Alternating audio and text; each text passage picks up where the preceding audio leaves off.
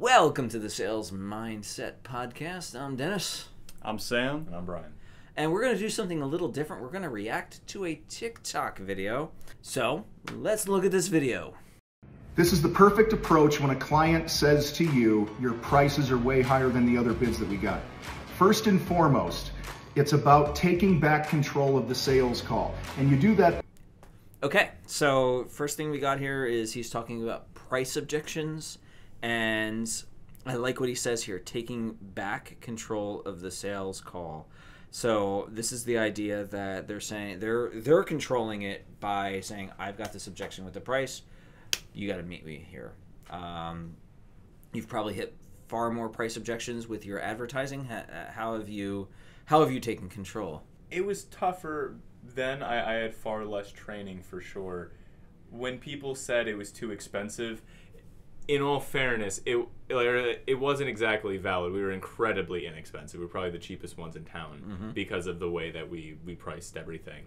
When people said it was too expensive, a lot of it just came down to like asking questions and having to understand how much they thought it was worth. Okay. So one of the things that sometimes happens is a negotiation tactic would be to object. So you're too expensive. I'm going to say you're too expensive to anchor you, to say, now I want you to come down on your price because I think it should be, so let's say it's $500 for an ad. I think it should be $300 or $300 per column inch or whatever it happens to be. So let's see what else he's got to say here. And you do that by, number one, not getting defensive. Being defensive and defending your prices is never the right move. Okay, so getting defensive, that's emotional intelligence. So he's basically saying manage your emotions here. And that, I think, I don't know what he's about to say here, but of all the things, I think that's probably going to be the hardest for a lot of people to really wrap themselves around, is this idea of not reacting to a particular objection, not reacting to being told no, not reacting to, quite frankly, a lot of assholes out there. Sam? Yeah, and that could be depending on how often you get that objection. You might be sent over the edge, but it all comes down to understanding and knowing those triggers. Yeah. And so, just like you said, you got to keep your emotions in check, and then this is a good time whenever you hear that objection to just take it very slow. I mean, you can breathe for a second or two. It's not the end of the world. And just take your time and then respond very calmly. I mean, it's like you said, taking back control. I mean, someone who's in control is calm and at peace. So if you're going to be getting flustered by that, they're going to notice that. That's not going to be something that's good for the sale. Yeah, right. It's definitely going to be bad if you start getting flustered and, can't respond in a good way. But it also then shows like, okay, maybe there is something wrong with the price here. But if you respond calmly and ask some questions about it and dive a little deeper into that, they've got to defend their statement. So, I mean, really just someone throwing it out there, I mean, they kind of just threw error at you. If you're going to, I mean, they haven't actually hit you with anything. They've just said something. There's never anything wrong with the price, by the way. Go ahead. Yeah, I think it's about the confidence in your product. If you have pricing set and you disagree, there's no reason to outwardly react negatively. Like you said, it's a puff of air at this point. And asking questions about it instead of them being on the offensive, now they're on the defensive. Now they need to defend their statement.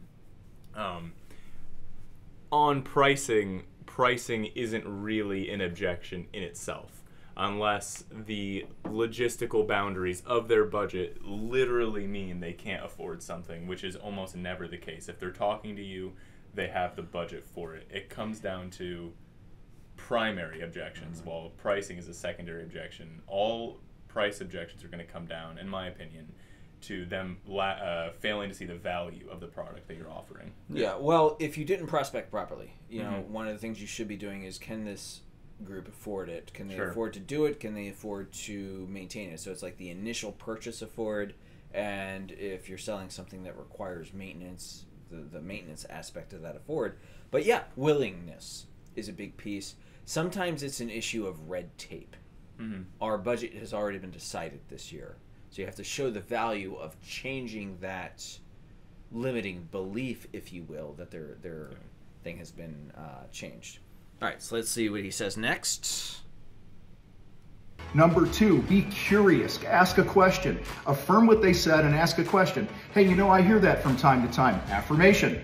Okay, so this is what I teach in class. This is what I teach in the mindset course. I know I yanked it from Carew, but you see it in so many other objection handling areas. You acknowledge the objection with empathy. Not compassion necessarily, but with empathy. You know, empathy is, oh, I understand where you're coming from with this. It seems expensive. If I were looking at it from the perspective of your organization, I might see that too. Compassion would be, and I understand that's hard for you. We don't care about that, right? This is business. Business is hard. Deal with it. It's, I understand why you would think that way. Now let me explore why you think that way before I respond why you're wrong. Obviously, you're not going to say that. But let's make sure that I give you the deferral. So a couple things when you're exploring an objection.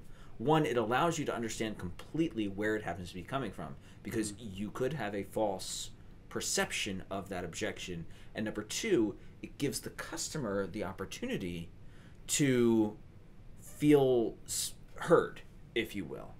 So just the example that we use in class, if you don't listen to my objection fully in that first role play, you don't realize that where it's coming from, you respond incorrectly. And just so the listeners can understand what I'm talking about, I object to, for one of the books that you're supposed to sell me, a book that they're supposed to sell me in the class, I object to the date of the book.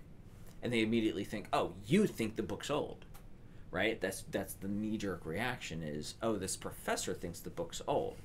And if you don't explore the objection, you don't discover that I'm more worried about the student perception of the book, because that's going to affect how you respond to it, what proof sources you happen to use for it, or anything along those lines. So that exploration phase of an objection is important, and it means asking so many more questions than just, why do you feel that way, right? Yeah, I mean, it's kind of like just lifting the fog. I mean, whenever they first say something, they might not give you all the information. So you've gotta throw something out there, see what sticks, see where the true problem lies. And I mean, if you don't do that, you're throwing. You don't know what you're trying to hit.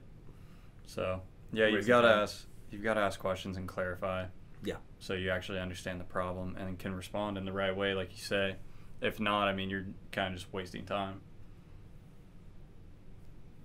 Agreed. Okay. All right, let's see what else he has to say. Why do you think the other contractors are so cheap? Leads to the third thing. Be quiet. Let them talk. Let them think. Whatever comes out of their mouth, you simply peel it back. Continue to be curious. This approach will move you closer to closing more of those deals when you get this objection. For more tips on how to close more deals.